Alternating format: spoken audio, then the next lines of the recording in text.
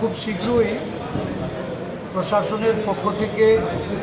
Village council নির্বাচনের প্রস্তুতি শুরু হয়েছে। এই পরিপ্রেক্ষিতে আদিবাসী কংগ্রেস আমাদের চেয়ারম্যান শব্দকুমার জামাতিয়া উনি আজকে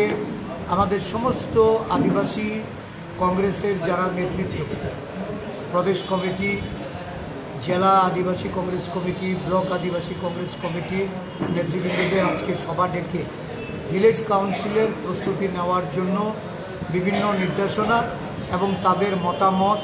এবং কিভাবে নির্বাচনে প্রতিদ্বন্দ্বিতা করার ক্ষেত্রে সমস্ত যে প্রতিকূলতা, অগণতান্ত্রিক বাতাবরণ, মনোনয়ন জমা দিতে বাধা দেওয়া,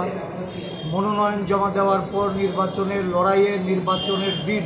পোলিং এজেন্ট, গণনা কেন্দ্রে কাউন্টিং এজেন্টদের তাদেরকে কিভাবে